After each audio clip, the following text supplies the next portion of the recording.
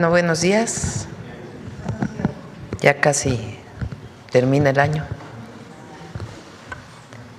Bueno, están con nosotros el doctor David Kersenovich, secretario de Salud, Eduardo Clark, subsecretario de Integración y Desarrollo del Sector Salud.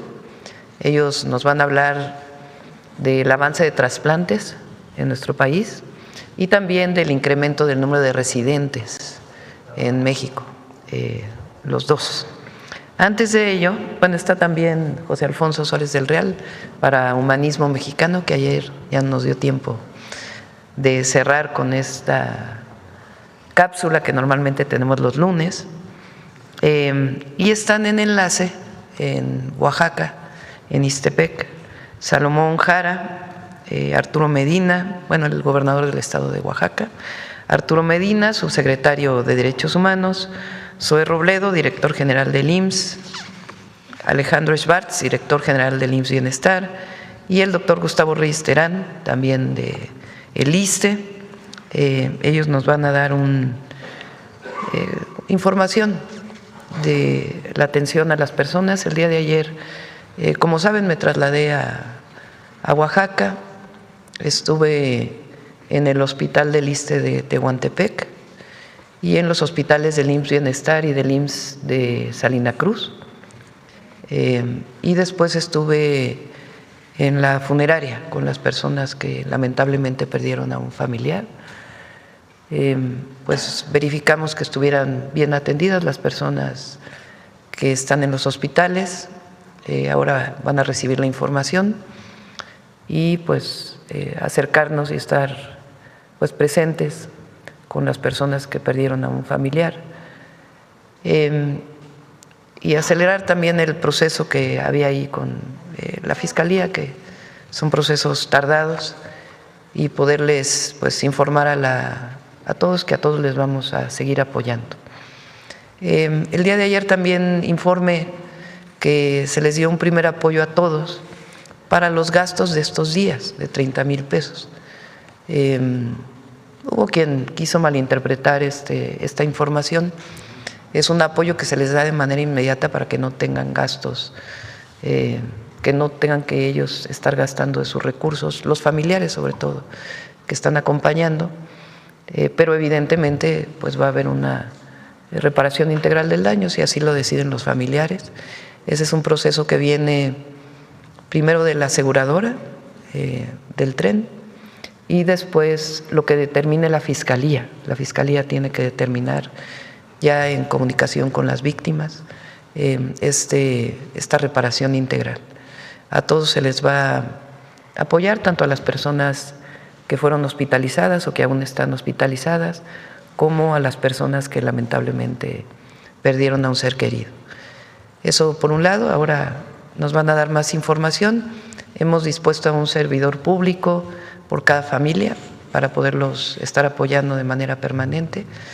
Pues evidentemente muy doloroso lo que ocurrió, y lo que debemos hacer es estar cerca siempre, estar presentes y estar cerca de las víctimas.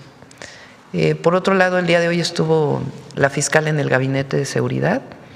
Ellos ya iniciaron el proceso de investigación de este caso, con las carpetas de investigación que se tienen que abrir. Más tarde nos comentó que van a dar información con relación a los peritajes que tienen que hacer para conocer las causas de este trágico y terrible accidente. Están pues con los peritos especializados en cada tema para que ellos puedan pues hacer su peritaje, extrayendo la información de la caja negra que ayer informó el almirante, y pues estarán ellos por su parte dando la información a toda la ciudadanía y en particular a los familiares. Y por otro lado, también la Agencia Reguladora de Transporte Ferroviario tiene que hacer su dictamen, y están colaborando para que se pueda conocer los peritajes que se están realizando a través de un esquema de colaboración que ellos determinarán. Y pues seguiremos informando. Entonces, si les parece, vamos al enlace para que nos puedan dar mayor información de las personas hospitalizadas y la atención que se está dando. y posteriormente pasamos ya al tema de salud. Sí. Adelante, gobernador. Buenos días. Muchas gracias, presidenta. Muy buenos días a todos y a todas. Muchas gracias. Nuevamente quiero agradecerle su visita y su atención personal a las víctimas y a las familias de las personas que sufrieron este terrible accidente. En momentos como este, la sensibilidad y la solidaridad representa mucho. A nombre del pueblo de Oaxaca, reitero nuestro reconocimiento a todas las instituciones federales y estatales que reaccionaron de inmediato y que desde el primer momento se han dedicado a proporcionar la atención y asistencia necesaria. Abrazamos a los familiares de las personas que lamentablemente perdieron la vida y haremos todo lo que esté a nuestro alcance para acompañar a quienes aún requieren atención o ya se encuentran en recuperación. Y agradezco mucho al maestro Zoé Robledo, al doctor Alejandro Sbarch, así como al maestro Arturo Medina y al doctor Gustavo Reyes Terán, que estamos el día de hoy dando un informe y coordinándonos en todas las acciones que se están llevando a cabo durante estos días. Muchas gracias, presidenta. Gracias a ustedes también, gracias por todo el apoyo. Adelante, Arturo. Sí, gracias, presidenta, con su permiso. Y decir que, como usted lo instruyó, desde la Secretaría de Gobernación y desde la Comisión Ejecutiva de Atención a Víctimas, brindamos atención directa y permanente a las familias de las personas lesionadas y a los familiares de las personas que lamentablemente perdieron la vida. Hemos visitado, por instrucciones suyas, a las 36 personas que hoy se encuentran hospitalizadas, así como un contacto permanente con los familiares de las personas fallecidas. Hoy, las personas lesionadas que se encuentran atendidas lo hacen en 11 en hospitales del IMSS, principalmente en Salina Cruz y Coatzacoalcos, 14 personas en hospitales del IMSS Bienestar en Salina Cruz y en Oaxaca, 7 personas son atendidas en hospitales del ISSSTE, principalmente en Tehuantepec, y en la Ciudad de México, 2 personas en hospitales de la Secretaría de la Marina, 1 persona en el Hospital Cruz Azul Laguna y 1 persona en un centro hospitalario de Pemex. Como usted lo mandató, presidenta, damos seguimiento puntual a cada una de las personas lesionadas con un servidor o servidora pública que está pendiente de los requerimientos. Ellos se encuentran en los centros hospitalarios para dar acompañamiento integral en los trámites, servicios, gestiones y principalmente en el acompañamiento que necesiten. Se han brindado atenciones psicológicas, asistencia legal, acompañamiento en trámites médico-legales o administrativos.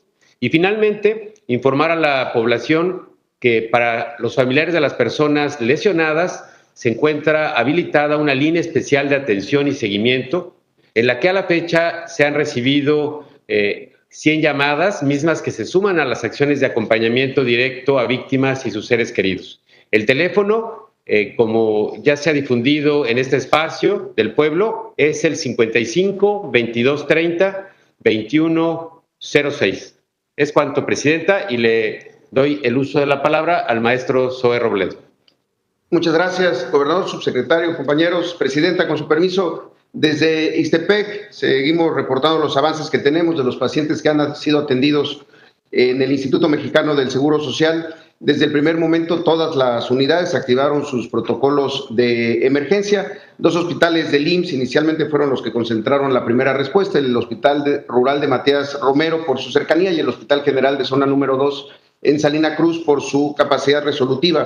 Tenemos registro de 45 pacientes que han sido atendidos en diferentes momentos en el Seguro Social.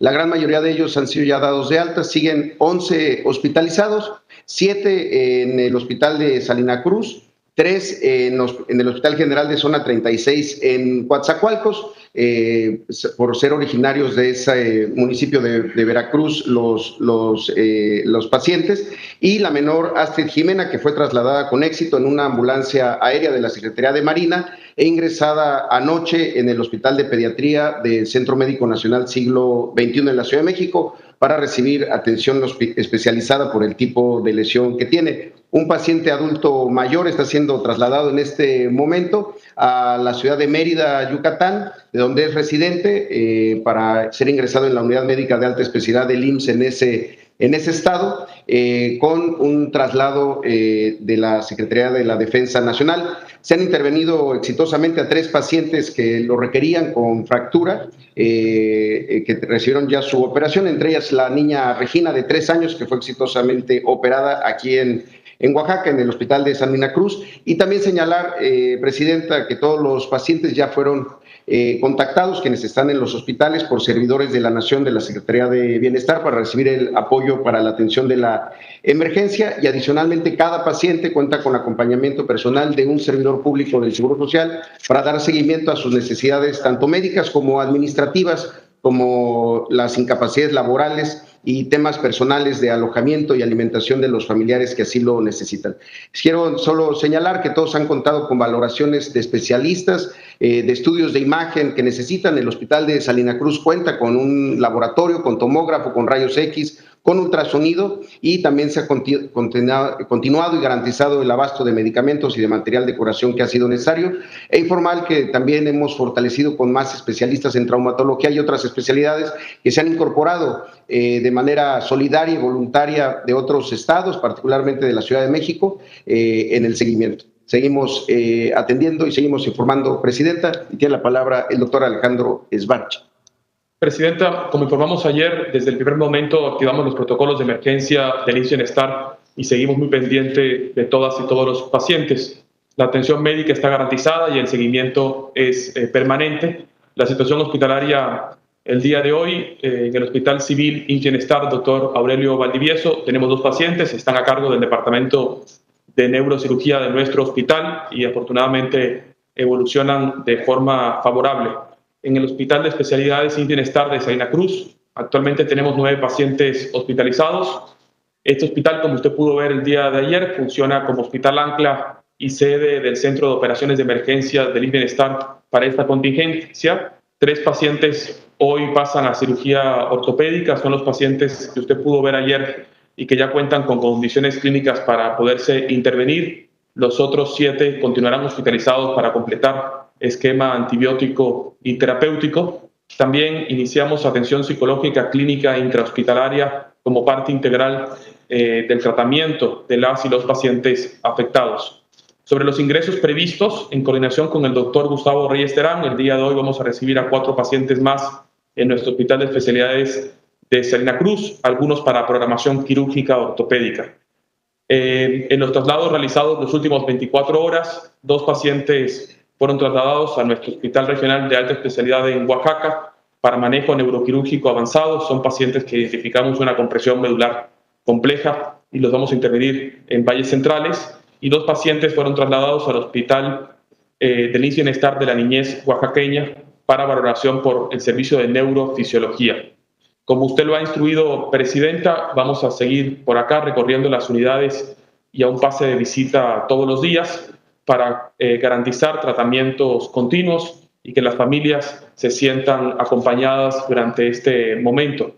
Seguimos trabajando, Presidenta, de manera coordinada con los equipos estatales y federales, y vamos a estar por aquí pendientes y avisando cómo evolucionan su atención médica.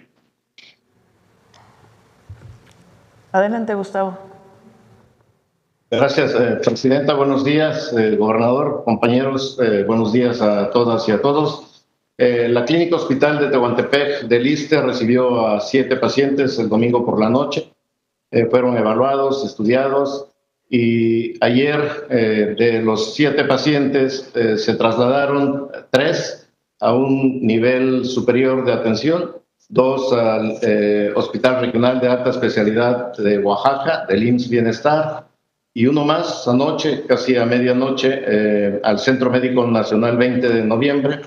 En general, los pacientes están estables, bajo estudio, y permanecen 4 aún en nuestra pequeña clínica hospital que tenemos en la ciudad de Tehuantepec, aquí en Oaxaca, y que probablemente serán trasladados hoy a IMSS Bienestar, al Hospital General de Salina Cruz. Repito, los pacientes están estables y bajo atención médica continua y también bajo estudios que requieren para descartar complicaciones. Gracias, Gustavo. Pues esa es la información. 36 personas continúan hospitalizadas en distintos hospitales y tienen todo el apoyo. Como bien se mencionó, hay varios que han sido trasladados a Ciudad de México o otros hospitales de alta especialidad si requieren pues el tratamiento y la supervisión de algún médico especialista o de alguna capacidad mayor en algún hospital. Bueno, pues esta es la información sobre el accidente del tren interoceánico y si les parece vamos con Secretaría de Salud. Muchas gracias a todos. Adelante. Buenos días, con su permiso, Presidenta. Buenos días a todas y todos. El día de hoy queremos hablar sobre trasplantes de órganos en México. Yo he tenido oportunidad de platicar con ustedes fundamentalmente aspectos de prevención, pero también hemos mencionado que no debemos de olvidar la atención médica como un componente esencial de un sistema de salud. Y durante los últimos 12 meses hemos trabajado intensamente en lo que tiene que ver en trasplantes de órganos, que es un ejemplo de cómo se puede hacer la atención médica. Cada trasplante que se hace requiere de inmunosupresión y esa tiene que seguir por muchos años y no le ha faltado a ningún paciente la inmunosupresión para mantener sus órganos. Y entonces les mostraré los resultados. La siguiente, por favor. Empezaremos por trasplante de riñón. Se han realizado 2.783 trasplantes de riñón y un dato importante es que 2.126, el 76%, se han realizado en hospitales públicos. En 5 años se han hecho 14.347 trasplantes, de los cuales 10.104 son de donante vivo y 4.243 de donantes fallecidos. El punto que quiero resaltar es que con el tratamiento quirúrgico y con los medicamentos que mantienen la inmunosupresión, la sobrevida en trasplante de donador vivo es de 93.5% y de 84.2% cuando el donante es de alguien que había fallecido. Esto es muy importante porque es ya consolidar precisamente la capacidad de hacer trasplantes para promover, como verán al final, una campaña de donación entre la población. Cada persona que recibe un riñón regresa a una vida prácticamente normal. La siguiente, por favor.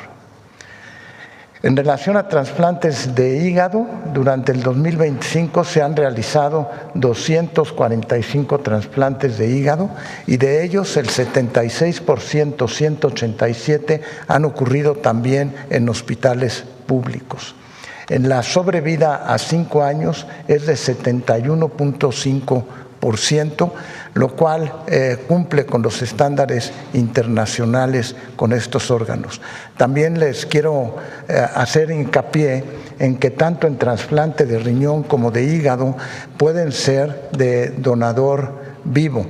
Es decir, alguien le puede dar a un familiar un riñón o le puede dar a un hijo un pedazo de hígado, se trasplanta un pedazo de hígado y en 6 meses tienen un hígado normal, tanto el donante como la persona que recibió el hígado, y regresan a una vida completamente normal. La siguiente, por favor. También hemos avanzado en lo que tiene que ver con trasplantes de corazón. Este año se han realizado 46 trasplantes de corazón, incluyendo 4 trasplantes duales, es decir, corazón y riñón al mismo tiempo. 45 de ellos, prácticamente con excepción de 1, se realizaron en hospitales públicos. La sobrevivencia a 4 años que llevamos es de 62.9 y en el periodo se han realizado 186 trasplantes. Esos son pacientes que ya llevan una vida prácticamente sedentaria y al recibir su corazón pueden reanudar una vida prácticamente normal. La siguiente, por favor. En cardiología, por ejemplo, el día de ayer teníamos realizados 16 trasplantes de corazón, incluyendo 3 pediátricos y 2 duales, corazón y riñón, sin ninguna mortalidad hospitalaria y con una sobrevida de 75% en trasplantes de corazón. O sea, hemos avanzado en poder tener los estándares internacionales para trasplantes de órganos. La siguiente, por favor. También en 2025 se han realizado 10 trasplantes de pulmón, de los cuales 3 se han realizado en hospitales públicos y en total han sido 48. Pero más allá de las cifras, lo que importa es la sobrevida que tienen estos pacientes con trasplantes. Estamos ya en posibilidades de realizar una campaña que le asegure a las personas que el órgano que van a donar va a tener un buen resultado. La siguiente, por favor.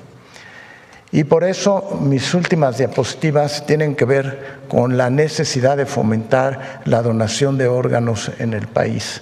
Un paciente donante puede salvar la vida hasta de 8 personas, 2 riñones, 2 pulmones, un hígado. Estamos también empezando con trasplantes de páncreas.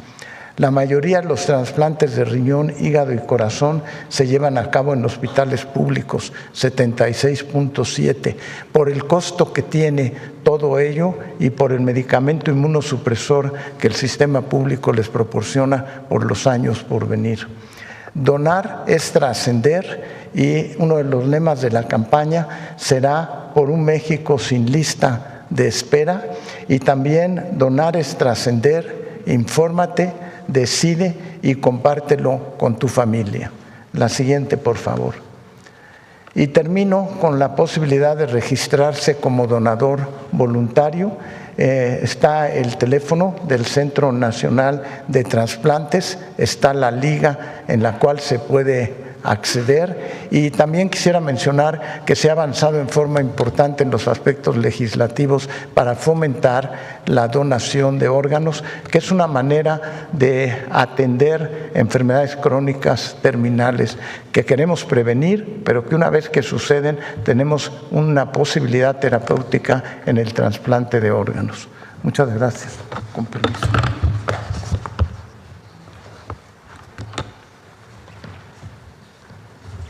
Buenos días, Presidenta, con su permiso, gusto saludarlos a todos. Hoy queremos platicarles sobre la formación de médicos especialistas en nuestro país y cómo esto ha crecido de manera muy importante en los últimos 6 años. Si me dan la siguiente, podrán ver justo esos datos. En el 2011, es decir, hace ya casi 15 años, nuestro país formaba cada año, a través de las residencias médicas, un poquito menos de 6,000 médicos especialistas al año. Desde médicos internistas, ortopedistas, ginecología, cirugía, entre todas las otras especialidades de estos médicos que iban entrando a sus rotaciones en hospitales. Pueden ver que durante el periodo de 2011 a 2018, 2019, este número se quedó relativamente estable. Subió un poquito más de 6,000 a 8,000 médicos cada año que entraban al sistema. ¿Y cuál era el problema? ¿Y qué fue lo que la administración del presidente López Obrador se dio cuenta inmediatamente al inicio de la pandemia? Que este número no era ni cercano a lo suficiente que requiere nuestro país para poder atender a todos los pacientes mexicanos.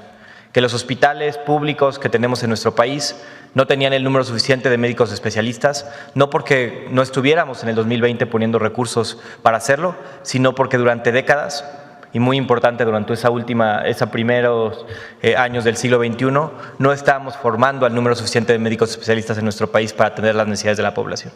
¿Y qué fue lo que se hizo? Como pueden ver en esta gráfica, a partir del 2021 se duplicó prácticamente el número de médicos especialistas que entran al sector público cada año a formarse, pasando de 8,124 en el último año de la administración del 2012-2018, que fueron 8,300, hacia 18,962 en el 2021, número que se ha mantenido estable y que para este 2026 se convierte ahora en 18,926 médicos y médicas especialistas en formación. ¿En qué se traduce esto? Que este es un legado para el futuro de nuestro país. En solo estos 5 años de incremento se han formado 45,000 médicos especialistas que no se hubieran formado de haber mantenido la tendencia previa. ¿Se me da la siguiente? Además, esto no ha sido aislado en una institución. en todas las instituciones de nuestro país se ha incrementado de manera considerable el número de médicos y médicas especialistas en formación. En el sector salud, que involucra a la Secretaría de Salud estatales y al IMSS Bienestar, se incrementó en 102% el número de médicos especialistas en formación para las personas más vulnerables de nuestro país que se atienden en los hospitales para las personas que no tienen seguridad social, con 2.816 plazas adicionales para este sector. En el caso del IMSS, el Instituto Mexicano del Seguro Social, se incrementó en casi 5,000 médicos especialistas al año la formación, pasando a 69% más que lo que había en 2018. En el caso del ISSSTE, pueden ver, prácticamente se incrementó en 4 veces más el número de médicos especialistas en el sector, en el ISSSTE, pasando a 1,533 médicos más. Y para los servicios de salud de Pemex también es un incremento de 162%, con 198 médicos adicionales. ¿Qué significa esto en términos de incremento para especialidades particulares? Por ejemplo, epidemiología, un tema importantísimo durante la pandemia. Previo a la pandemia se formaban solo 60 epidemiólogos al año en nuestro país. Hoy estamos formando casi 400, 368. En el caso de medicina de urgencias, para poder atender de mejor manera las salas de urgencias de nuestros hospitales, en el 2019 se formaban 874 médicos y médicas de esta especialidad, hoy son cerca de 2,400. Para traumatología y ortopedia pasamos de 515 a 1,171. En pediatría de 887 a 1,783. Cirujanos, importantísimo para nuestro sector salud, pasamos de 970 a 1,921, prácticamente el doble. Y otras especialidades como medicina interna pasamos de 1,363 a 2,420 y en imaginología y diagnóstico, como otro último ejemplo, de 392 a 672. Es decir, en los últimos 7 años se ha invertido en la formación de médicos y médicas especialistas, no solo para el corto plazo, sino para el futuro de nuestro país, con incrementos que han duplicado la capacidad que tenemos para formar y la capacidad que tenemos para tener siempre un médico, una médica en el hospital donde se requiera. Además, este último año, y les queremos platicar de esto, porque la semana pasada, y por eso estamos hablando de médicos especialistas ahora, concluyó la segunda ronda del proceso 2026 del Examen Nacional de Aspirantes a Residencias Médicas, que es el examen que se realiza cada año para decidir y para determinar en qué hospital y en qué especialidad se van a llevar a cabo las residencias médicas para cada persona a partir del 1 de marzo del próximo año. Y si me dan la siguiente, les platico los últimos cambios que hicimos en este año. Hemos avanzado, continuando lo que comenzó la administración del presidente López Obrador, en avanzar hacia un modelo mucho más meritocrático de la selección de sedes especialidades. ¿Cómo funcionaba y cómo hemos modificado este modelo? Previo a este 2025, a este último examen, los aspirantes a residencias médicas, que cada año son aproximadamente 45,000 para estas 18,000 plazas, se registran y realizan este examen. Este examen se realiza siempre la última semana de septiembre. Posterior a eso, elegían ellos una especialidad de acuerdo a su puntaje. Los que tenían mayores puntajes elegían una especialidad de su preferencia. Normalmente hasta arriba teníamos especialidades como cirugía, medicina interna, traumatología y ortopedia, etc. Y una vez con su constancia y especialidad, ellos iban a cada institución, pública o privada, para acceder a una plaza en el hospital de su preferencia. Sin embargo, había muchos criterios arbitrarios para la selección de plazas en el hospital. Podías tener a un candidato muy bueno que llegaba a un hospital y desafortunadamente en el hospital le decían que ahí no había espacio, que fuera a otro hospital. Lo que hemos cambiado este año es un proceso meritocrático en el cual los aspirantes de mayor puntaje y mayor promedio pueden acceder de manera preferencial a las especialidades y sede. Y en este ejercicio 2026, todas las especialidades y sedes, es decir, no solo la especialidad, cirugía, medicina interna, ortopedia, pero también el hospital en particular, Unidad Médica Especialidad Siglo XXI, el Hospital Nacional de Nutrición, el Hospital Ajusco Medio aquí en la Ciudad de México, podían los aspirantes elegirlo directamente, haciendo entonces que no hubiera ya criterios arbitrarios en la selección específica de sedes. Y con esto nos fue bastante bien con este primer ejercicio.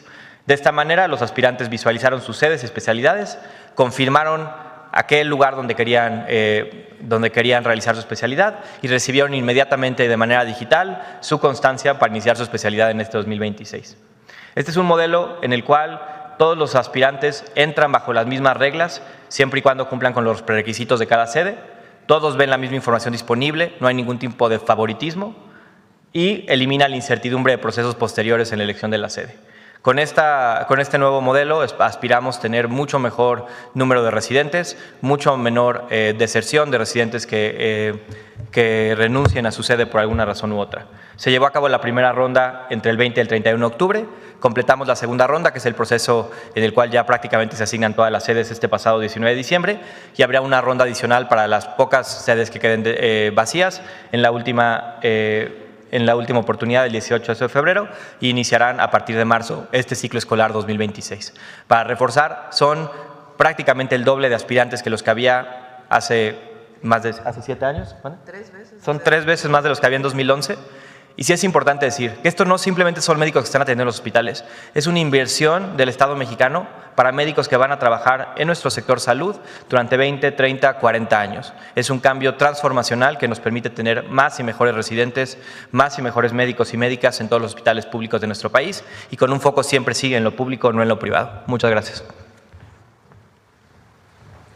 Bueno, pues esta es la información de hoy.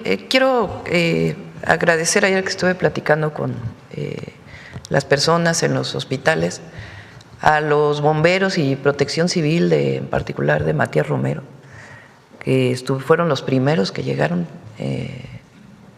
cuando ocurrió el accidente, y también a la población, porque de manera solidaria, como siempre, el pueblo de México estuvo ahí ayudando en el primer momento a todos los heridos en lo que llegaban los equipos de emergencia. Entonces no quiero dejar pasar este agradecimiento y reconocimiento. Bueno, ahora sí vamos a las preguntas. Vamos a ver, aquí. ¿Qué tal? Muy buenos días a todos y a todas. Juan Hernández de Diario Basta, Tabasco Hoy, Campeche Hoy, Quintana Roo y de Grupo Cantón. Precisamente preguntarle cuál fue el sentido de la población, de la gente en esta visita que usted realizó ahí a los hospitales, a las funerarias. Pues estábamos viendo ahí en redes sociales, desgraciadamente hay pseudocomunicadores, hay comentócratas que aprovechan esto para una rapiña, ¿no? Pero más allá de la rapiña política o de la falta de escrúpulos de algunos de estos personajes, ¿cuál fue el sentido de la gente? Porque esperaban que la recibieran, no sé, a piedras, a reclamos, gritos, ¿no? ¿Qué esperaban ellos? Pero usted, ¿cuál fue el sentir que captó de la gente? ¿Qué fue lo que le dijeron? Fíjense que la solidaridad del pueblo de México, la fraternidad, el agradecimiento, la generosidad,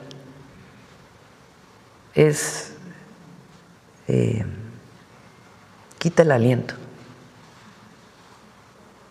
Comparado con personajes que ni vale la pena mencionar mucho, pero sí comparado con esta vileza. Por cierto, está aquí el Universal, no es a ti, pero sí a quien editó el Universal el día de hoy o ayer. Qué falta de pudor periodístico, falta de humanidad,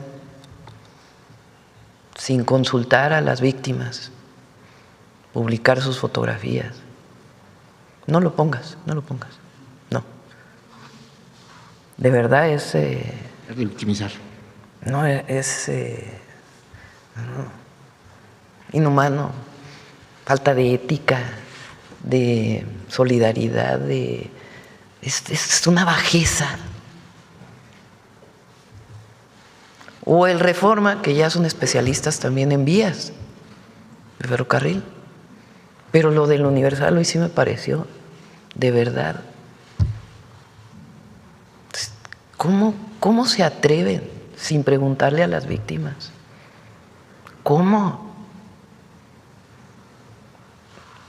Increíble. Y ya no hablemos de la falsedad. O sea, ayer se va a dar un monto para las emergencias de 1 día, de 2 días, de 3 días, para que no… Aparte de que se les está dando alojamiento a quienes tienen que quedarse ahí, todo el apoyo, pues. No, ya diciendo que es el único apoyo que va a dar el gobierno, pero bueno, ya ni vale la pena hablar pues de personas que no tienen, la verdad, ni el más mínimo empatía pues con las víctimas. A diferencia, fíjense, ayer con las personas que perdieron un familiar, agradeciendo el trabajo del gobierno. Entonces, de verdad quita el aliento, la generosidad de la gente. Y nosotros aprendemos del pueblo. Eso es lo que nos tiene que mover. La generosidad, el apoyo, la humildad en el trato, la sencillez y al mismo tiempo la profundidad en el apoyo a las víctimas. Y ahí nunca nos vamos a equivocar. Entonces, van a estar ahí nuestros compañeros presentes. Agradezco a todos los compañeros también de la Comisión Ejecutiva de Víctimas y al Gobierno del Estado. Van a seguir ahí estos días atendiendo a todos. Y después, pues todo el apoyo que de acuerdo, en coordinación la Fiscalía ya con las víctimas, pues para lo que considere la Fiscalía de reparación integral.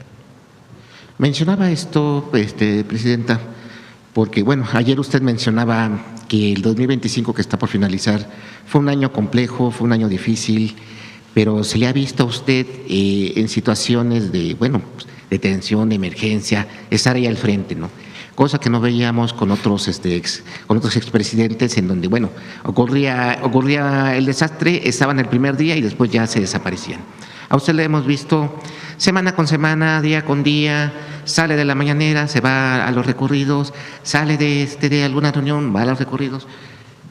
Bien lo mencionaba, ¿no? No sé si le ha dado 8 veces la vuelta a la tierra, pero a final de cuentas ahí ha estado en el lugar pues de desastres. Pues es que como gobernante hay que siempre afrontar los problemas, ponerse al frente y coordinar al equipo en cualquier circunstancia. Además que tenemos un super equipo en el gobierno, realmente todos son muy trabajadores, brillantes, grandes servidores públicos con mucha generosidad, trabajo, pero pues hay que estar coordinando y es lo que ayer además creo que por lo menos es mi pensar que hay que estar ahí con la gente, ¿no? Cercanos, y el equipo pues que va a seguir trabajando y en coordinación con ellos. Ahorita, en este mismo momento, estaba leyendo en redes, por eso mencionaba la primera pregunta, esta carroña política, esta politización. Todavía no terminan, no concluyen los peritajes y ya se habla de, bueno, en fin, no voy a abonar en lo que se ha mencionado, ¿no? Sí, pero es como el Reforma, que de una fotografía de, no sé desde qué lugar tomaron, ya están haciendo todo el análisis de lo que pasó. Y ya empiezan a hablar ahorita de las elecciones del 2027. Empiezan a hablar de que va a llegar una presidenta debilitada, que el pueblo ya no la está apoyando. Eso es lo que ellos quieren. O sea, ¿creen que por repetirlo muchas veces va a ocurrir? Pues no. Porque la gente se da cuenta y no se dejan ir por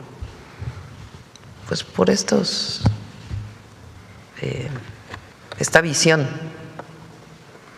de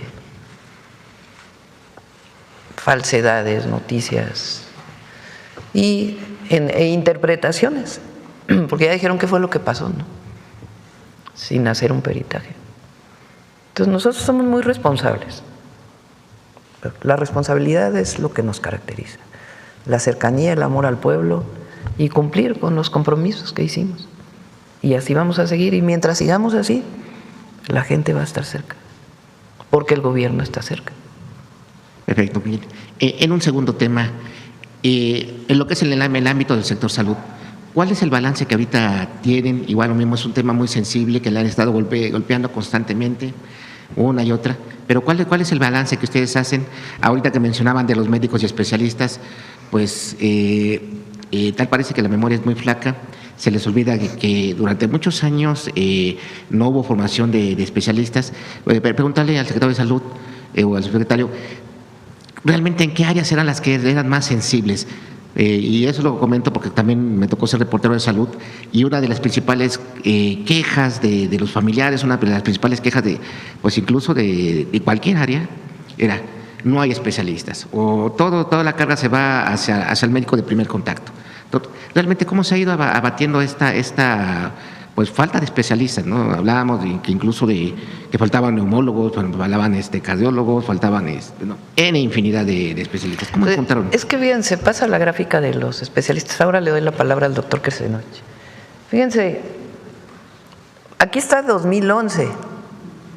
¿Cuánto tiempo tarda un neurocirujano en formarse? 8 años. O sea, de que sale la carrera y luego 8 años adicionales o más. De especialidad. O sea, la carrera, que son 5 años. 5 años más 8. Por cierto, nuestro compañero Ramiro es neurocirujano, es la especialidad que más tiempo ocupa, ¿verdad? Son 8 más los 5 de la carrera. Entonces salen de la carrera, entonces tardan 8 años en poder operar el cerebro o todo lo que tiene que ver con el sistema neurológico. Entonces, el que no se formó en 2011, pues ya no lo vamos a tener 8 años después. Ahora, si nos vamos al 2000 o todo el periodo neoliberal, que disminuyeron el número de residentes, pues entonces, ¿qué es lo que pasa? Que no hay médicos especialistas. Entonces, apenas, o sea, los que entraron en el 21 a neurocirugía todavía no salen. ¿Oncología cuántos años tarda? Es que más o menos oscila entre 6 y 8 años. Entre 6 y 8 años. Entonces, los que entraron a medicina interna, por ejemplo, ¿cuánto es? Ese es menos, ese 3 años. 3 años. O sea, el que entró en 2021 ya está trabajando en el 2024. Pero los que tardan 5 años en formarse apenas van a entrar al sistema de salud. Entonces, la irresponsabilidad, porque no se puede llamar de otra manera, era esta idea de que hace el examen muy difícil, muy difícil, muy difícil para que no entre nadie. Solo sea una y no se trata, por supuesto, de que no pasen un examen para poder entrar, porque a diferencia de la preparatoria, donde yo creo que no tendría por qué haber examen de secundaria preparatoria, pues en este caso, obviamente, pues estamos hablando de otro tema, ¿verdad? Se requiere pues que tengan sus exámenes para poder ser pues médicos bien formados, o cualquier esquema pues de evaluación que se garantiza. Pero todos los que no se formaron, pues es parte del problema del sistema de salud que tenemos. Ahora, fíjense, ayer, estamos hablando de 29 de diciembre, que normalmente en estas épocas hay menos especialistas en los hospitales, se toman sus vacaciones, en fin. En el caso del ISSSTE, pues es una clínica hospital, son 7 camas, creo. Entonces, pues es un centro de salud ya de hace tiempo, una clínica hospital muy pequeñita. Entonces allí, pues obviamente había menos especialistas porque así está diseñado. Pero en el IMSS Bienestar y en el IMSS, ahí en Salina Cruz,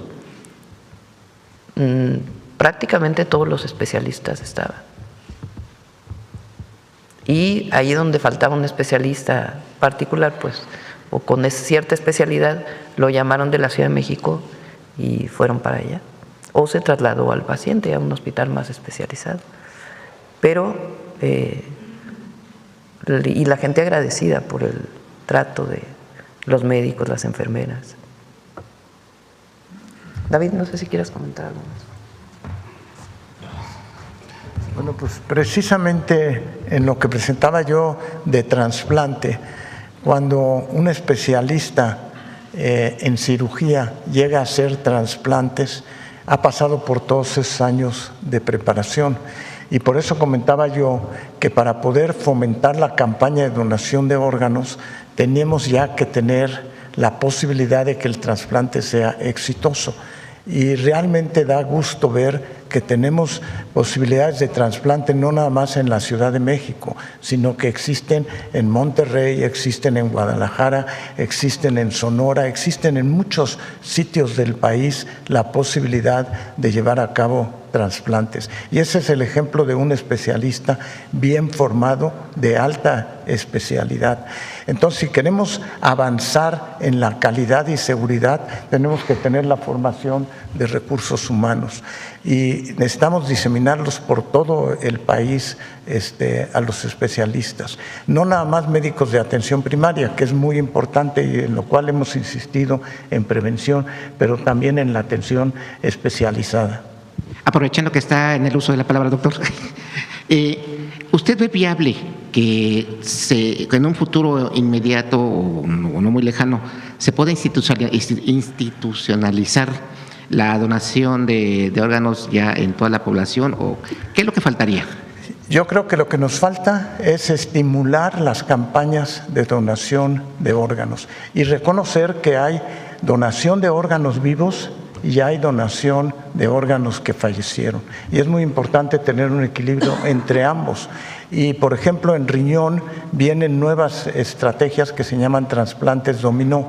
Es decir, yo tengo a un familiar que necesita que le donen mi riñón, pero yo no soy un donador adecuado. Entonces yo acepto donar mi riñón a otra persona para que la otra persona tenga donadores para la persona que lo requiere.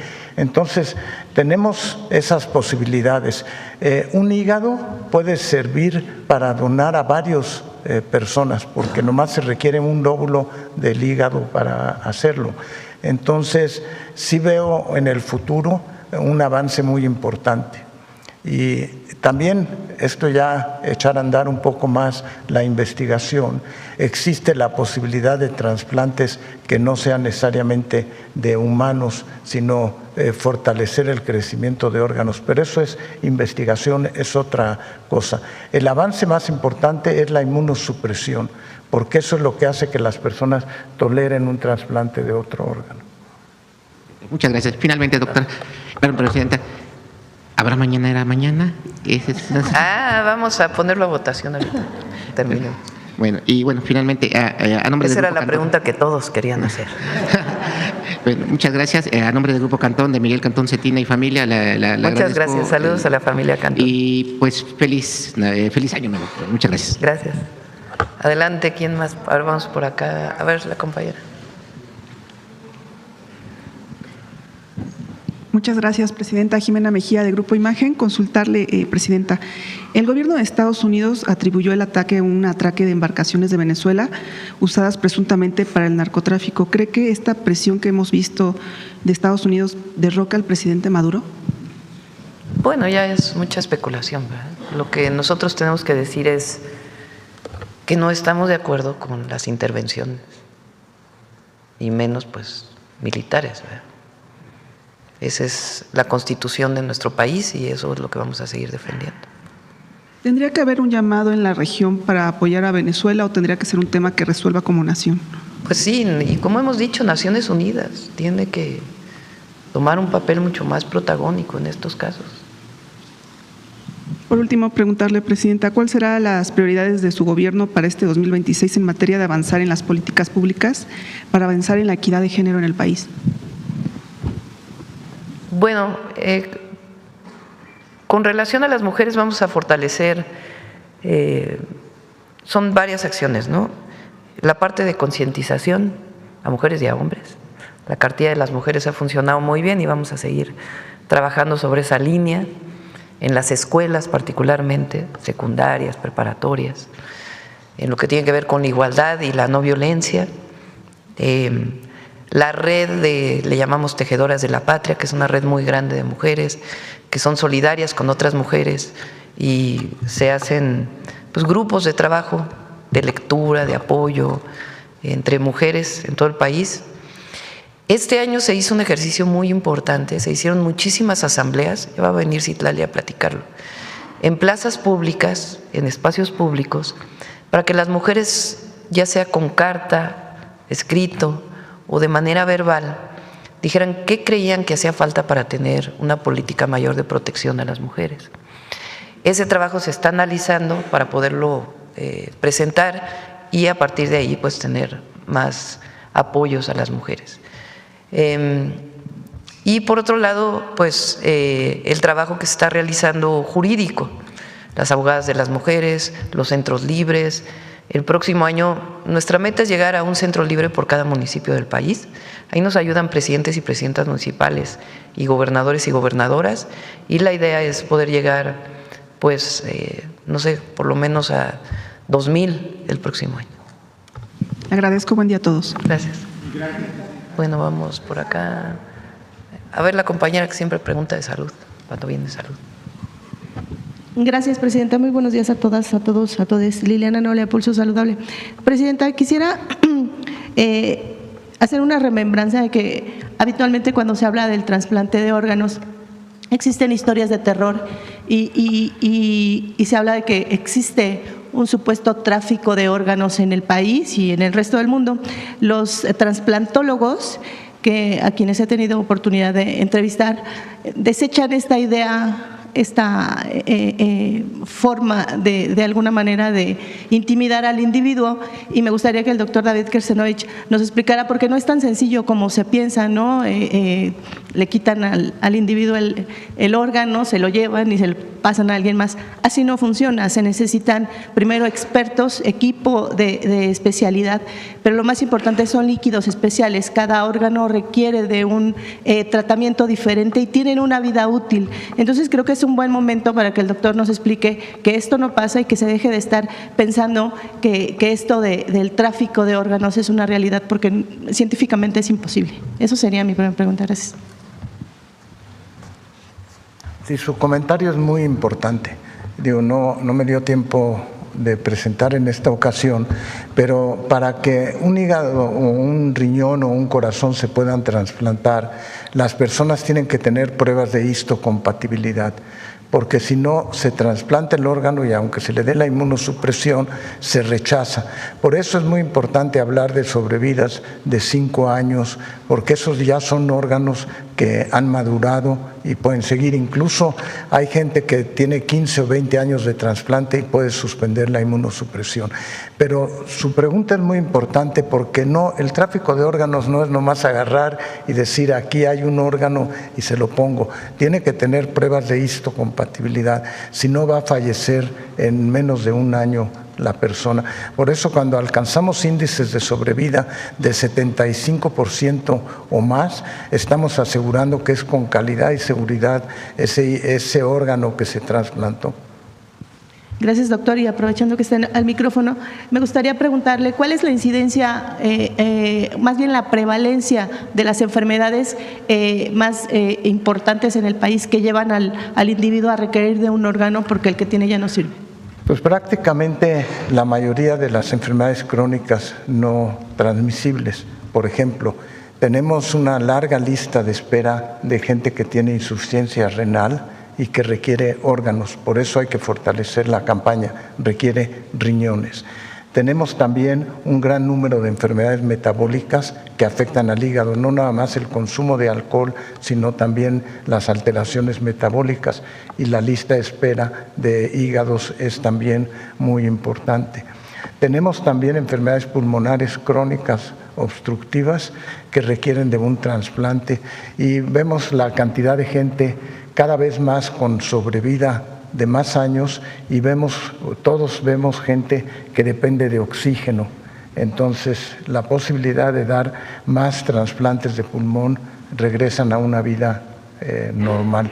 Y también no hay que olvidar los niños que nacen con enfermedades genéticas metabólicas y que requieren una donación de un órgano en fase temprana y después pueden hacer una vida completamente normal.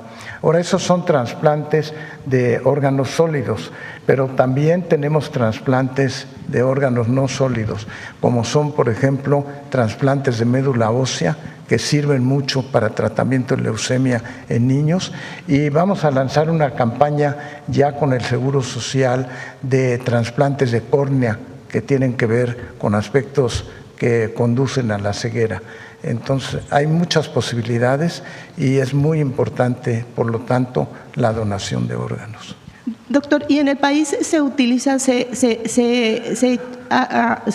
echa mano de las células que vienen, de las células madre que vienen contenidas en el cordón umbilical para ayudar al paciente a ganancia de tiempo en lo que encuentran un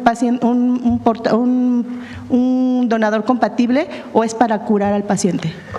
Depende. Mire, las células troncales es uno de los avances en medicina, de que las células del sistema hematológico se pueden diferenciar después en células que nosotros le llamamos mesenquimatosas, que pueden ir hacia tipos de órganos. Esas células fundamentalmente se están usando en aspectos ortopédicos cuando existen alteraciones que requieren la transformación en cartílagos o formación de huesos. Esos están mucho más avanzados que lo que refieren órganos generales. El que sí es muy importante no es trasplante, pero es en enfermos que tienen cáncer. Se pueden tomar sus células, actualmente se pueden sacar sus propias células, editarlas genéticamente, que se llama CAR T-cells, y eso acompañarla en sobrevida de enfermedades cancerosas. O sea, las posibilidades de trasplante son muy amplias y la edición genética de las células es una posibilidad ya real. Gracias, doctor. En una segunda pregunta, Presidenta, quisiera conocernos, explicaba el subsecretario Eduardo Clark sobre este objetivo, ¿no?, que es que a la larga se pueda contar con la recomendación de la Organización Mundial de la Salud, determinado número de ciudadanos para un determinado número de especialistas. Yo quisiera conocer más o menos durante su administración cómo se va a ir avanzando, cuál es el objetivo a cumplir, y también conocer cuáles son las especialidades más complejas que los aspirantes son las que más demanda tienen, y también conocer el otro extremo, cuáles son estas especialidades que los médicos casi no buscan, pero que son muy importantes para el tipo de población que tenemos. David, ¿cuáles son las especialidades más buscadas que menos? A ver, las especialidades más buscadas son dos. Una, medicina interna, porque a partir de medicina interna vienen después las subespecialidades. Y el otro, que es muy buscado y necesario, tiene que ver cirugía. Son las dos que más se demandan. Y también el que hace cirugía después se puede subespecializar. Lo hemos discutido aquí en ocasiones anteriores, por ejemplo, en lo de cirugía plástica, donde hemos insistido en que tienen que tener una formación de cirugía primero y no nada más ir a decir hago cirugía plástica directo. Entonces, medicina interna y cirugía son las dos especialidades de base para después hacer las distintas subespecialidades. La otra, que es muy importante, tiene que ver con pediatría y gineco-obstetricia. También esas son muy necesarias para el país, ginecología y obstetricia y pediatría. Gracias. Y en la otra parte de la misma pregunta, conocer del subsecretario cuál es el objetivo. ¿Cuál es el qué? ¿El objetivo? ¿Cuál es el objetivo durante la administración para alcanzar la meta? Sí. Bueno, mire, México va creciendo en su población y por lo tanto es necesario formar más especialistas. Creo que una de las políticas muy importantes de la presidenta tiene que ver con tener más universidades disponibles para entonces formar recursos humanos. O sea, alguien no llega a una especialidad o a hacer medicina interna o cirugía si no ha pasado por un entrenamiento. Y entonces la parte básica es tener más universidades y que no sea selectivo, porque lo que sucedía en los años anteriores era que era muy difícil. La gente que presentaba el ENARM, después se aceptaban 6,000, 7,000, 10,000 y entonces no había plazas suficientes para ellos. La parte importante para formar recursos humanos son las universidades. Gracias. De nada. Y finalmente, Presidenta, ¿cómo van a hacer este match, esta unión, gobierno federal y población, para crear esta verdadera conciencia? Porque también existe otro tema, que de pronto se malinterpreta esta intención, esta buena intención de la persona que quiere al concluir su vida donar sus órganos, pero si no está bien establecido, aunque él lo haya dicho de voluntad de él, ella, si el familiar dice no me toques el cuerpo, no lo tocan. Entonces, ¿cómo generar? Tiene que ser voluntario, tiene que ser la persona.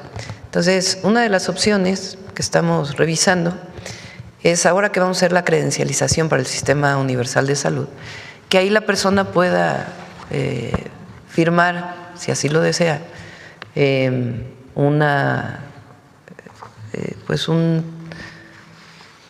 un papel legal, jurídico adecuado para decir que está dispuesto a donar sus órganos. Entonces ya en la credencial aparecería donador de órganos y estaría asociado a una firma voluntaria de que en efecto es así. Es una de las opciones que estamos revisando, además pues de campañas mediáticas que nos ayuden a que la gente pueda donar. Presidenta, ahora que menciona este tema de la credencialización, ¿solamente va a aplicar para los usuarios del IMSS Bienestar o en general? No para importa la los dependencia. 135 creo que ya somos millones de mexicanos y mexicanas. Gracias, Julia. Vamos a ver quién más. A ver acá en el Universal, porque hablé del Universal y está pidiendo la palabra. Buenos días, Presidenta. Salvador Corona, del Universal.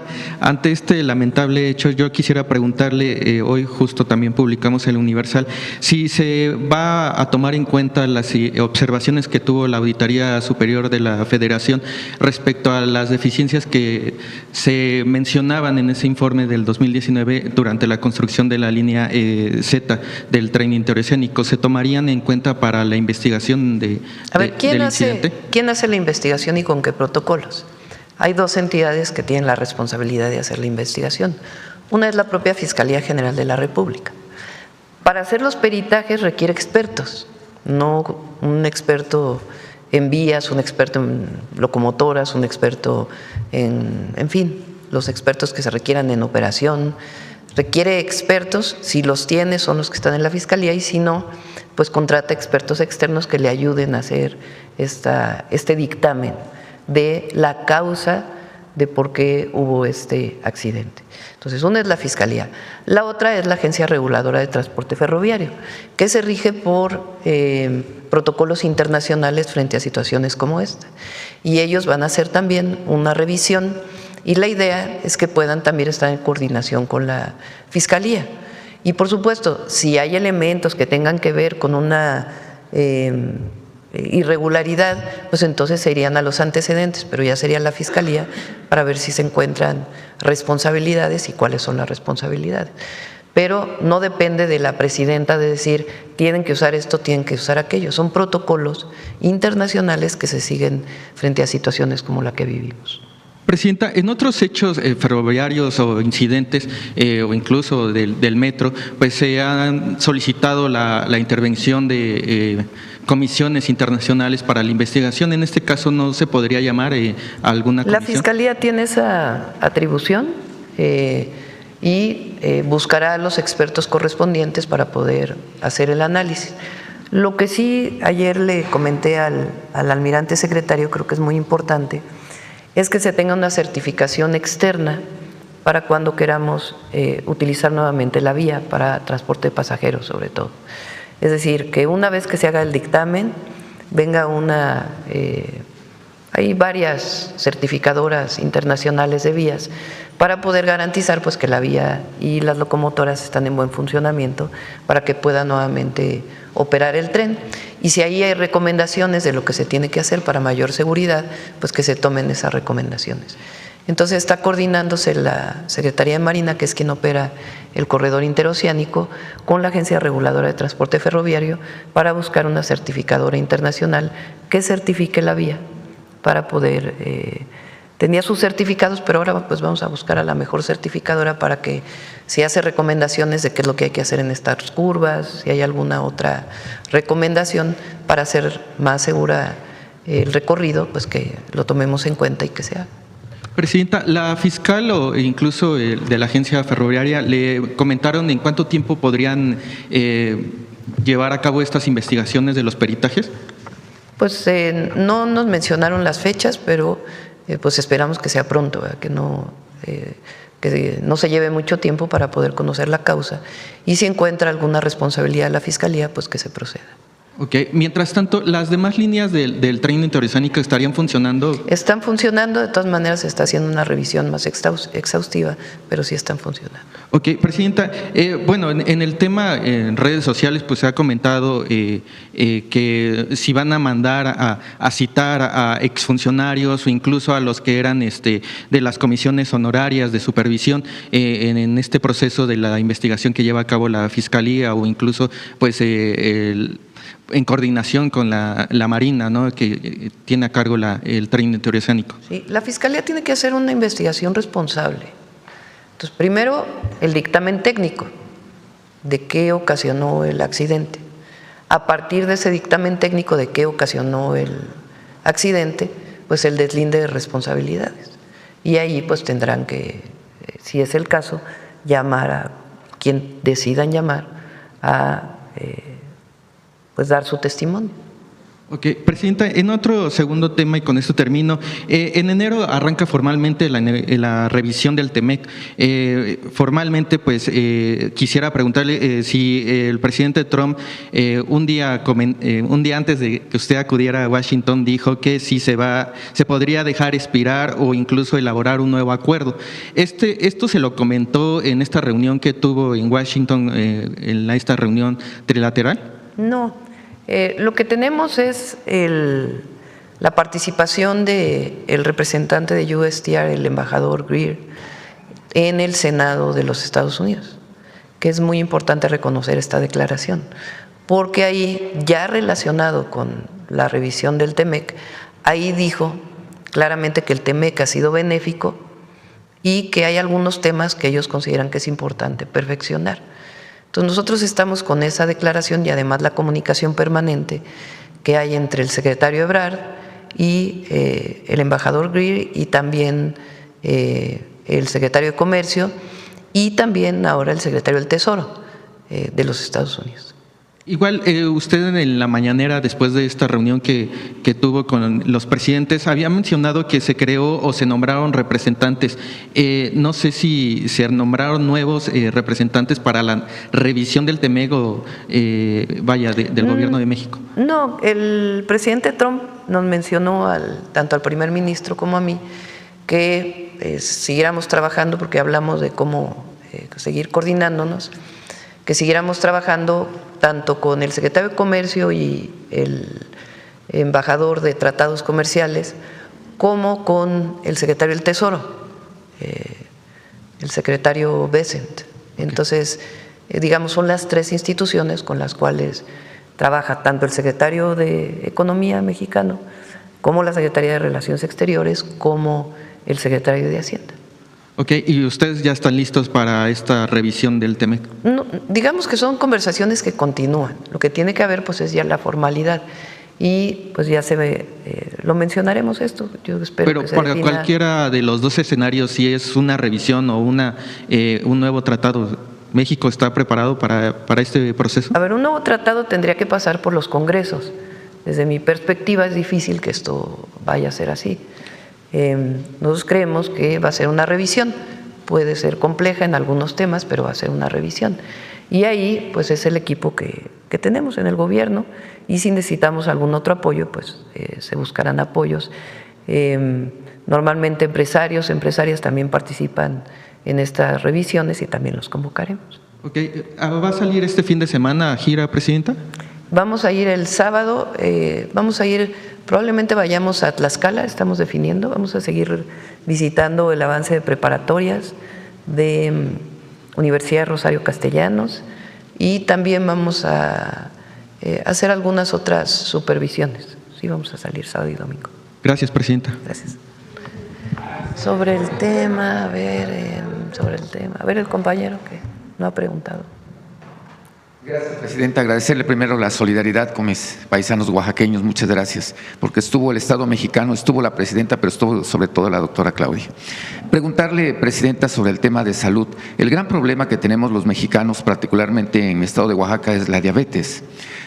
Preguntarle, ¿no se podría innovar ya en tema de alianza con las universidades para crear medicamentos apropiados para los mexicanos en este tema de diabetes, tratamientos que sean adecuados para de acuerdo a nuestra situación física, nuestra situación muy particular que tenemos los mexicanos? Sí, se está trabajando en ello, no sé si quieras comentar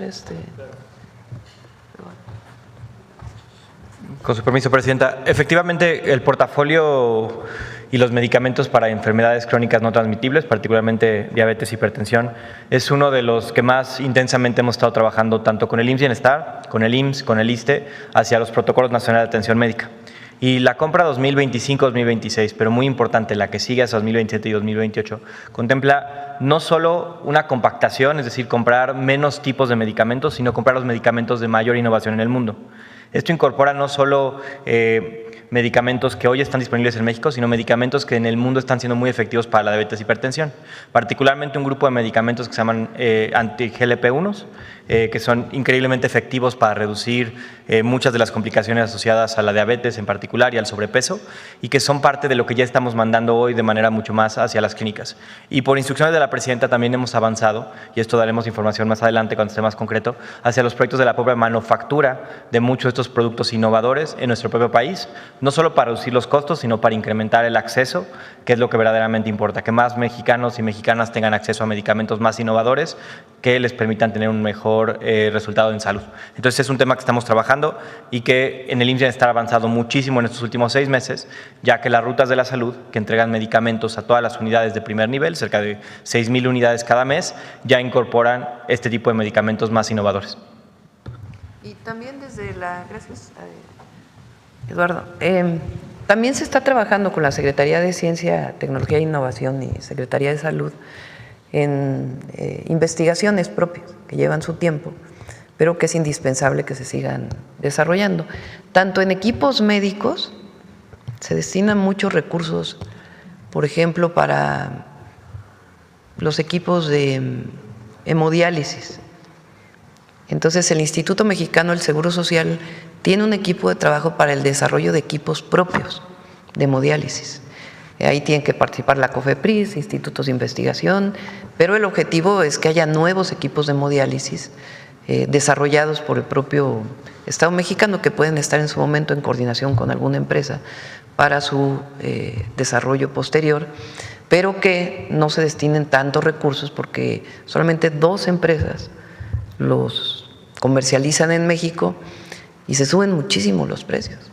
Entonces, en la medida que tengamos equipos más accesibles que den el mismo resultado o mejor, pues en esa medida también vamos a tener desarrollo propio. Presidenta, otra de las enfermedades que está creciendo mucho, principalmente en adolescentes y jóvenes, es la salud mental, enfermedades mentales, ansiedad, depresión. ¿No se podría incorporar tanto en escuelas como al sector salud mayor importancia a este tema? Sí, lo mencionamos el otro día cuando presentó el doctor Kersenovich la encuesta de salud pública relacionada con drogadicción y salud mental, y alguno de ustedes también lo había preguntado. Lo vamos a informar. Tenemos un proyecto todavía más de atención a jóvenes particularmente, mucho más ambicioso, digamos, que los que hemos desarrollado hasta ahora. Además de Jóvenes Construyendo el Futuro, de más escuelas, el programa de atención a jóvenes y también el programa de atención a jóvenes que están en riesgo de caer en redes delincuenciales. Lo vamos a trabajar en por lo menos 36 municipios del país, en donde vamos a trabajar mucho más de cerca en esto que hacemos de tocar casa por casa en municipios de mayor índice delictivo, Ahí ya hemos detectado a ciertos jóvenes y los vamos a incorporar, si así lo desean, en distintos programas que ayuden a incorporarlos a actividades artísticas, deportivas, culturales, educativas, y que puedan tener una vida muy distinta a la de incorporarse a un grupo delictivo, que en realidad pues es una opción de muerte, no de vida. Bueno, pues ojalá también se contemple a los maestros y todos aquellos que tienen que ver con niños también en su salud mental. Lo digo periodísticamente hablando. Presidenta, se acaban de cumplir 31 años, el 8 de diciembre, de la desaparición de un científico mexicano, Jacobo Greenberg. Preguntarle en dos sentidos. Primero, si es interés del gobierno investigar qué fue lo que pasó, por fin. Y segundo, como científica usted, preguntarle si estas innovaciones inéditas que hizo Jacobo Greenberg para la ciencia se pueden seguir retomando y en qué nos pueden favorecer a los mexicanos. Bueno, sobre el tema, vamos a revisar porque creo que había algo ya de la desaparición y pues hay que preguntarle a Rosaura para ver si se puede retomar algo de esto. Bueno, y ya por último, ¿cuál sería su mensaje, Presidenta? Siempre le he hablado de dos temas importantes, que es migrantes y que es indígenas. ¿Cuál sería el mensaje para estos dos sectores o qué les espera en este 2026, principalmente migrantes? Pues nuestro cariño, nuestra solidaridad, nuestro apoyo, nuestra reconocimiento por el trabajo que hacen todas y todos los migrantes. Y vamos a fortalecer el apoyo particularmente de los mexicanos y mexicanas que viven en Estados Unidos y el reconocimiento, vamos a recuperarlo. Hicimos al principio de año, el viernes presentábamos algo de migrantes, de lo que representan los migrantes particularmente en Estados Unidos, las y los mexicanos en Estados Unidos, y lo vamos a retomar ahora para el 2026, este reconocimiento. Para pueblos y comunidades indígenas va a haber más recursos para el nuevo derecho que llamamos FAISPIAM, que no tiene el mejor nombre, pero es infraestructura social, el Fondo de Infraestructura Social para pueblos y comunidades indígenas y afrodescendientes. Va a tener más recursos el próximo año y vamos a seguir con el reconocimiento.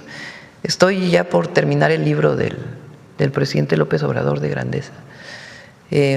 Vale mucho la pena. A ver si después leemos algunos párrafos del final, sobre todo. Él habla tiene 100 puntos al final, que es muy recomendable que si no se va a leer todo el libro, por lo menos que se lean esos 100 puntos. De lo que representa la grandeza cultural de México y lo agradecidos que debemos ser todas y todos los mexicanos por esta grandeza y legado cultural de las grandes civilizaciones y de los indígenas y las indígenas de hoy, y cómo eso constituye una reserva de valores muy importante para el pueblo de México. Y eso cómo construye dignidad para nuestro pueblo y para todas y todos los mexicanos, y cómo dejar el racismo, el clasismo atrás. Él habla incluso de un nuevo pacto social que tiene que ver con esto, con el reconocimiento de los pueblos y las civilizaciones. Y es parte de lo que ha hecho la Cuarta Transformación, lo que representa lo que llamamos el humanismo mexicano. Pero es muy importante y además sentirnos orgullosos de este legado de grandeza que tenemos todas y todos los mexicanos. Entonces, vamos a seguir con ello el próximo año. Gracias, a principios de año vamos aquí está José Alfonso, el 7 de enero vamos a develar las 6 ancestras indígenas en Paseo de la Reforma. Gracias, Presidenta. 365 días de paz, de sabiduría y de mucha salud para nuestra Presidenta. Gracias. Gracias. Vamos, ¿quién más sobre el tema? A ver, la compañera que… Gracias, Presidenta. Buenos días. Karina Vargas, de Reporte Índigo. Presidenta, ayer informó que el operador del tren que se descarriló resultó ileso, pero saber cuál es su condición legal y si está detenido. Bueno, eso tiene que informarlo la Fiscalía a partir de las investigaciones que haga. Ya la Fiscalía hizo entrevistas con varios de los, bueno, con el operador y con varias personas. No sé, tendrán ellos que informar qué es lo que procede y a partir de las investigaciones poder dar más información. Gracias. Le informó la fiscal Ernestina si el operador se mantendrá en libertad mientras tiene que informarlo el la proceso. Fiscalía. Yo creo que ellos son los que tienen que dar toda la información. De acuerdo. Y sobre el tema del apoyo económico, solo para aclarar, los 30,000 pesos son para todas las familias, es decir, para las familias de los lesionados y para las familias sí, de es quienes para fallecieron. las personas que están sobre todo en este momento cuidando a familiares en los hospitales y también personas que tienen algún familiar que haya fallecido. Y es para estos días nada más, para que ellos no tengan que erogar ningún gasto, sino que se les cubre todos los servicios funerarios, el traslado de sus familiares a sus lugares de origen o a donde ellos decidan. Pero además, pues ellos normalmente pues hacen gastos ahí, por eso es este apoyo, digamos, emergente para estos días. Y posteriormente, repito, viene el apoyo del seguro que tiene que darse y ya se informará los montos de la aseguradora y además la Fiscalía tiene que determinar, ya de acuerdo con las víctimas y con las afectaciones que hayan tenido, una reparación integral del daño, que ya tendrá el gobierno pues que aportar todo ello para todas las familias. Gracias. En otro tema, Presidenta, aprovechando la presencia del Gabinete de Salud y siguiendo la pregunta de mi compañera, preguntarles cuáles son los retos en materia de salud para las mujeres en 2026. Bueno, digamos que en general nuestro objetivo el próximo año es seguir consolidando los 3 sistemas de salud e ir avanzando en lo que llamamos el sistema universal. Es decir, que independientemente de dónde eres derechohabiente, todos los mexicanos y mexicanas somos derechohabientes de algún sistema de salud público. Si somos trabajadores del Estado, nuestro sistema de salud es el ISSSTE. Si trabajamos en alguna empresa privada o por nuestra cuenta y decidimos afiliarnos al IMSS, pues es el Instituto Mexicano del Seguro Social. Si no tenemos ninguna de estas dos, la derechohabiencia, ahí donde los estados se han incorporado, es el IMSS Bienestar. Y si hay estados que no se han incorporado al IMSS Bienestar, pues es el propio sistema de salud del estado. Pero por el cuarto constitucional, todas las mexicanas y mexicanos tenemos derecho a la atención a la salud gratuita. Eso está establecido en el cuarto constitucional. Desde nuestra perspectiva, tenemos que fortalecer todos los sistemas de salud. El ISSSTE, que ha avanzado después de este abandono terrible que vivió el ISSSTE, pero tenemos que seguir avanzando.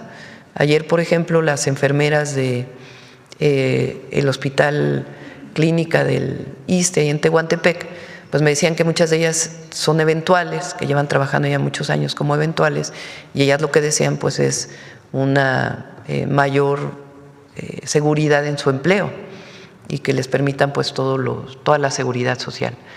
Entonces tenemos que trabajar en ello en el ISSSTE, además del apoyo en la infraestructura. El ISSSTE ahora, por decisión de Martí, junto con la Secretaría de Salud, ha avanzado en un nuevo esquema de atención que son los consultorios, en muchos lugares cerca de los centros de trabajo. Entonces ya se está avanzando también en consultorios, que sería un nivel más primario de atención. Bueno, el ISSSTE, que todos los medicamentos lleguen, que tengan todos los insumos médicos. El IMSS, el Instituto Mexicano del Seguro Social, que ha decidido construir más hospitales de especialidad, hospitales generales y centros de salud con servicios ampliados. Y el IMSS Bienestar, para los 24 estados ahora, porque se va a incorporar Yucatán, que han decidido incorporarse al IMSS Bienestar. Y ahí nosotros estamos trabajando también para ampliar pues todos los servicios de salud. Además, pues todo lo que tiene que ver con prevención, que es el salud casa por casa, el vive saludable, vive feliz en las escuelas y toda la campaña de comunicación que tiene que haber asociada a la prevención de enfermedades, particularmente diabetes, hipertensión, pues que es una situación ya muy prevalente en las y los mexicanos y que tenemos que tender a disminuirlo. Y todo esto pues nos va a llevar a tener menos muertes materno-infantiles y mejores indicadores de salud de toda la población mexicana. Entonces es un trabajo muy importante que le damos seguimiento todas las semanas y junto con la Secretaría de Hacienda para que haya los recursos suficientes para los sistemas de salud públicos. Y en particular, pues con las mujeres, tenemos el programa que presentamos aquí particularmente de atención de cáncer de mama, todos los cánceres, pero en particular el cáncer de mama, que es el que más existe en nuestro país y que todavía hay muchas muertes asociadas que pudieran prevenirse.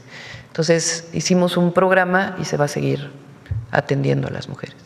Precisamente sobre ese tema, Presidenta, ¿se logrará inaugurar el Hospital Oncológico para la Mujer en Cuautepec, que se prometió para Lo vamos a inaugurar diciembre? la primera semana de enero. Alejandro Schwartz está ahora en Oaxaca, entonces decidimos posponerlo unos días y se va a inaugurar ya la primera, segunda semana de enero. Muy bien. Finalmente, en estos días mencionó que se reuniría con la Comisión para la Reforma Electoral. Saber si ya se llevó a cabo este encuentro. Ahora en enero nos vamos a reunir y ya vamos a informar cuáles fueron, ya van a venir aquí para informar qué fue lo que recogieron de todos los foros que realizaron. ¿Sabe cómo va esta propuesta, el desarrollo de esta propuesta? Ya les informaremos ya. Y solo precisar, ¿Estela Damián ya se integró a esta comisión? Ya desde el día que lo informamos ya está nombrada como consejera jurídica. Muchas gracias, Presidenta. Sí. A ver, ¿quién más? De este lado. A ver, la compañera.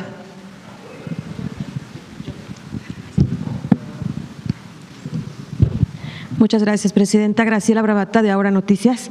Abundando un poco sobre el tema del poder dejar nuestros órganos para ayudar a más. Es un tema que se ha trabajado desde muchas esferas, sin embargo, ser muy puntual. Si bien es cierto que hay la intención que hasta en la misma credencial de licencias de conducir o como las tarjetas que van a implementar tienen un poder legal, el problema se enfrenta, y lo sabemos, cuando llegan a la familia. Lo que usted manifiesta ahorita, se pudiera trabajar un documento expreso con 2 testigos, pero sin embargo tampoco eso asegura que se pudiera tener la libertad si la familia no. Entonces aquí, pues a manera de sugerencia legalmente, es poder trabajar. Si la persona hoy saca la credencial y manifiesta que quiere donar sus órganos, hacer una campaña de visita con la familia para poder integrarlos y que ellos, en el momento de que llegue la lamentable pérdida, pues que ellos no se opongan, porque ahí es donde se ha parado desde hace mucho tiempo este problema, ¿no? A ver, el problema es complejo en varios aspectos, porque involucra por una parte, el derecho de la voluntad de la persona de decir, cuando fallezco quiero donar mis órganos, y por otro lado, pues también la situación familiar en que de repente dicen no, que no lo toquen y ya no está la persona para poder decir. Tiene que ver con aspectos legislativos que estamos precisamente revisando para encontrar la mejor manera de facilitar el proceso de respetar los deseos de la persona que quiere donar sus órganos. Ese es uno. El segundo tiene que ver también con favorecer los trámites legislativos que se requieren para hacer la donación más expedita. Entonces, ese es uno. Pero el otro también tiene que ver con la donación de órganos vivos, que también es algo muy importante, y ahí sí juega mucho la voluntad de la persona para donar sus órganos. Pero se está revisando desde el punto de vista legislativo cuál es la mejor manera de poderlo hacer. Hay países en donde se respeta al 100% la voluntad de la persona, independientemente del deseo de la familia cuando ya fallece, pero hay que revisar los aspectos legislativos.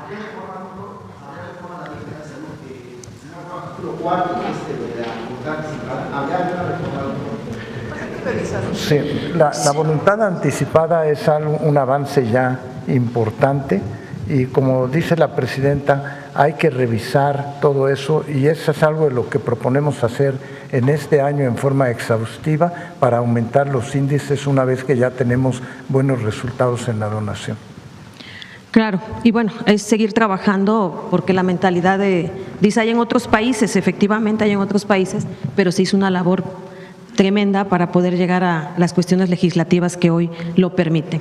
Pero bueno, recapitulando, Presidenta, si usted me lo permite, este año, ahora sí, son 14 meses, si no me equivoco, de gobierno, es un año totalmente… Son 15 meses, bueno, 15 meses donde, bueno, como decían mis compañeros que me han antecedido, no ha sido fácil. Muchos han manifestado, bueno, su carácter que se ha visto reflejado en los temas, sobre todo con los otros países, donde usted ha manejado el no intervencionismo, donde ha manejado y que hoy por hoy México se refleja con el valor del peso, con los avances que se han logrado, pero sobre todo lo que a lo particular me emociona es lo de la supercomputadora, porque vamos avanzando muy, muy bien. Pero terminamos el año de la mujer indígena. Y eso me lleva a recordar que hace 4 meses me permití presentarle un tema de mujeres, pero en especial le quiero agradecer porque la mayoría de las peticiones que usted me ha permitido plantear aquí han tenido respuestas.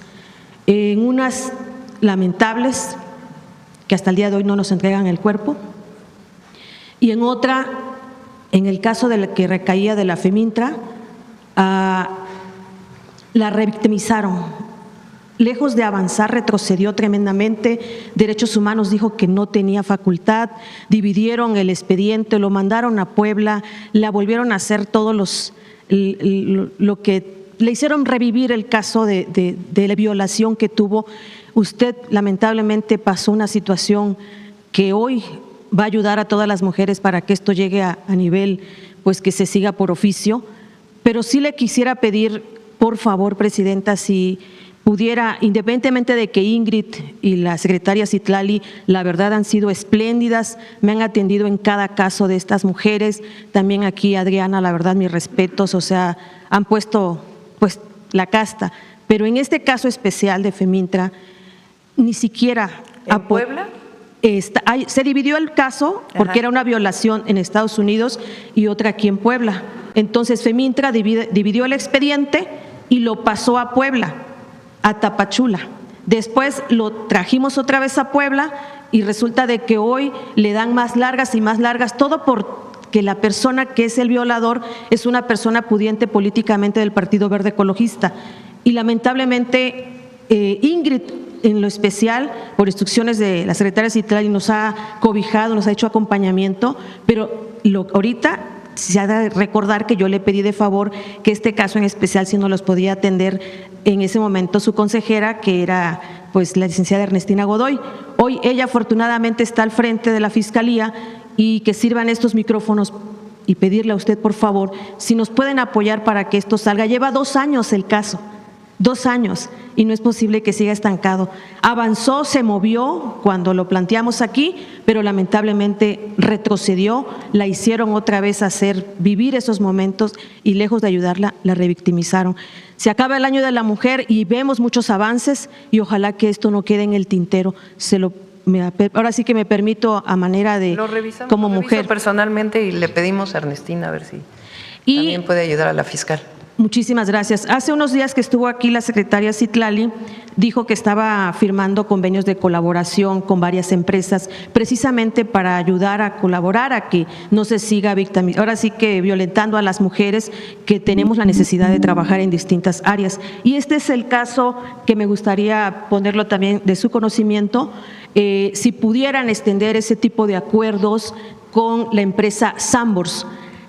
Como saben, ahí le llaman garroteras, meseras y esto, y muchas han acudido al ver que apoyamos a la mujer, que mencionan que son acosadas y por temor a perder su trabajo, pues obviamente no se atreven a dar la cara, pero que miren esta empresa, de la empresa Sambors, donde ellas son obligadas, lo dicen de otra manera, pero a veces tienen que acceder para no perder su trabajo. De todo corazón y como mujer, antes de que termine el año de la mujer, que usted ha sido muy solidaria que ojalá la secretaria Citlali mire hacia esta empresa. Si nos das el caso en particular. Claro que sí. Podamos hablar con ellas y con gusto. Le agradezco y de todo corazón y a nombre de Ahora Noticias, muchas felicidades. Gracias igualmente.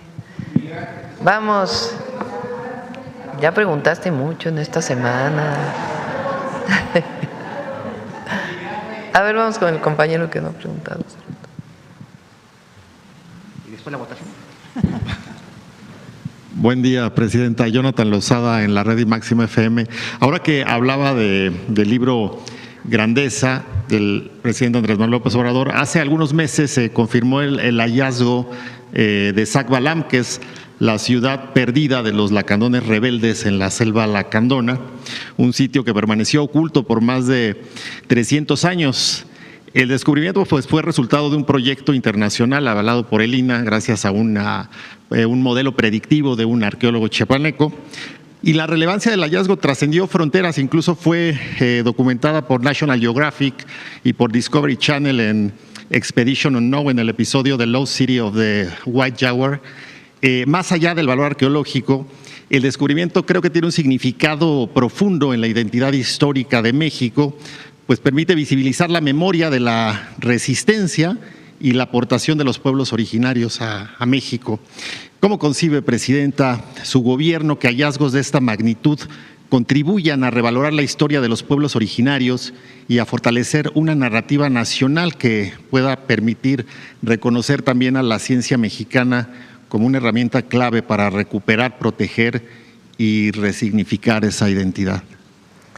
El INAH es una gran institución. Ahora hemos platicado mucho con ellos. Y recientemente, aparte pues de lo que mencionas, se encontraron unos petrograbados en el recorrido de México a Querétaro, del tren que va a ir de Ciudad de México a Querétaro. Y me mandó el director del INAH un libro de los petrograbados que hay en el país. Los petrograbados son algunos de hace, pues no sé, 3,000, 4,000, 5,000 años. Muy interesante, que es algo, digamos, nosotros vemos desde los olmecas, ¿no? La primera civilización, la civilización madre. Pero previo a eso, pues está la domesticación del maíz y muchas pinturas, pues llamadas rupestres. En el norte del país, muchas de ellas. Entonces, vamos también a trabajar en ello porque es previo a las grandes civilizaciones con el INAH. Y realmente es una institución, sí saben quién formó el INAH, ¿verdad? El general Lázaro Cárdenas, otra de las grandes instituciones formadas por el general, con una extraordinaria visión de una institución académica, histórica, dedicada a la historia y a la antropología, que se dedicara a estudiar a las grandes culturas. Entonces es impresionante lo que hay en el país, porque cada vez que se hace una obra, pues tiene que ir el INAH por delante, viendo si no hay alguna pues reminiscencia, algún vestigio de las culturas.